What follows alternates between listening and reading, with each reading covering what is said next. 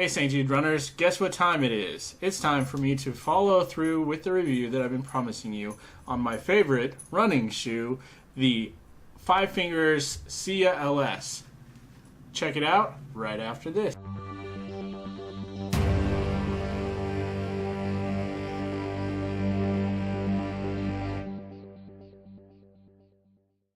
Hey St. Jude runners, I am going to finally get around to the review that I've been working on and thinking about as I've been running in these shoes over time.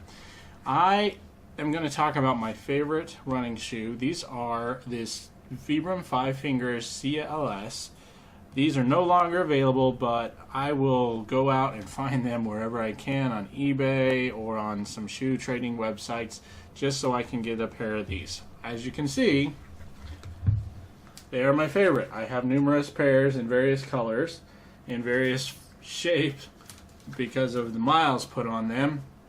And I have retired about probably 3 or 4 pair just from mileage and wear and tear on them. So I wanted to give you a good review of these shoes and let you know what I think about them. If you have the opportunity to pick up a pair, try them out. I can guarantee you will not be sad and disappointed by the fit and the comfort that they have. So if you're looking for a truly barefoot shoe, these are going to be about as barefoot as you can get. These are very, very thin, very, very thin. Let me roll these up.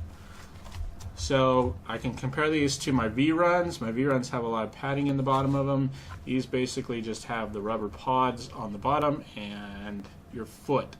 There's a little bit of a footbed inside, and that has the GS MicroShield technology built into it. It helps with a little bit of odor, not really, but it's there. So talking about these have the polypropylene upper, which is a mesh.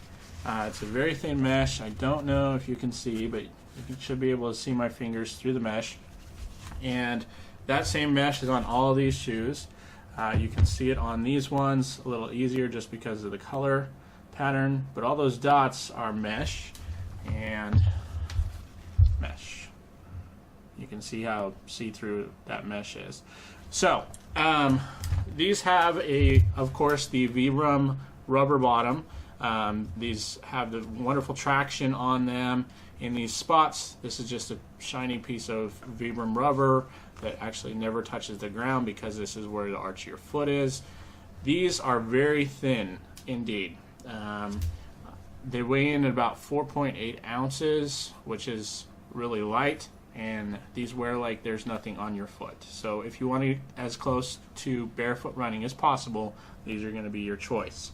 So talking about these a little bit. I have been running in Vibrams for quite some time. My first pair was the KMD. Has a single Velcro strap. Looked like it had targets all over it. That was my very first pair. What I started running in way back when they first came out. I got a pair, took them to Disneyland, and realized how much I loved the barefoot feel and started running and exclusively running in these and my Ultras, which of course are my trail shoes when I need some protection. So these shoes took me a while to find, and my first pair of these was of course in this black color, black and gray. It has 3M reflectivity built in, and I don't know if you can see that. It's in these little stripes that are here, this little stripe that's on top of the foot, and on the side here, this pattern. And that helps at night. People see your feet moving quite well. That same reflectivity is built into these blue ones on the sides, and same thing on these orange and yellow ones. I do have another pair of these that are now mowing shoes because I've worn them out. So positives about these shoes is they do have the lacing system as opposed to the Velcro strap, which I like a lot more. I do have a couple pairs of shoes with the Velcro strap, and I do not wear them if possible. I do like a lacing system so I can cinch up different parts of my foot with different pressure and I can change the pressure of this stuff across the top of my foot. I do like the fact that they are so airy. I can wear these with socks. I do recommend wearing them with socks, as this mesh can be a little bit of a chafing issue on the tops of your toes as you bend your foot. So I have worn these without socks and with socks, and I always recommend wearing them with socks if you're doing any sort of long distance, because it does have a cheese grater effect on the top of your foot, and that's just personal experience. On these shoes, I also like the fact that the tongue on them, unlike many other tongues, has perforations in it so that the top of your foot also can breathe. There's just little holes along the tongue itself that allow the top of your foot to get some air. I wear these in a size 45. These are made in China, and I do recommend them a lot. So I have not worn out a pair of laces on these. By the time that the shoe is actually worn out, the laces are still going strong. As you can see, they are still white in this pair that is pretty much worn out.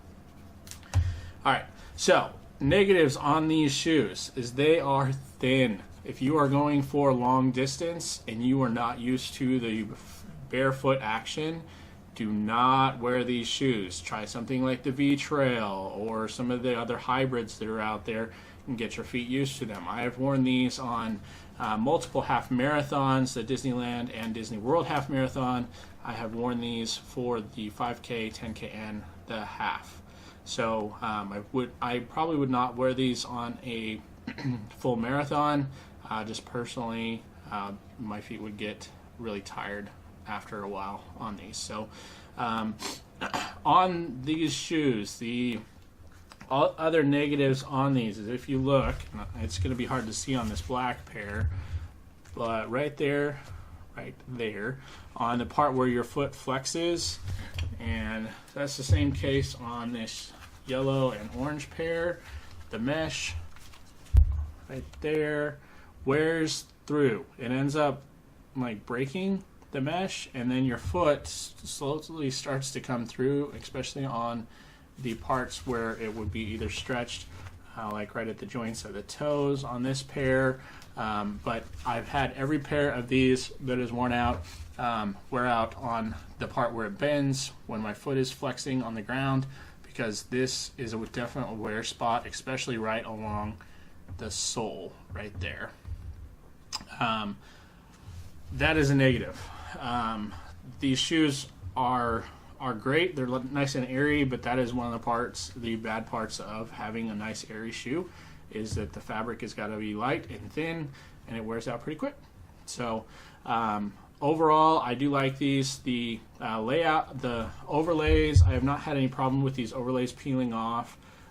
They do block in a couple of spots. Like you can see, this Vibram one is more of a sticker-like overlay, and it does block a number of those holes there.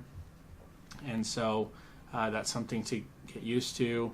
I haven't had any problems with it wearing out between the toes in the fabric like some of my other Vibrams. It's just on that flex point on the midfoot that I've had the issue. So these ones also, I have not had the smell issue that some of my other Vibrams have, and I think that comes from the fact that they are so airy that they let a lot of the smell out after your foot has sweated in them a lot.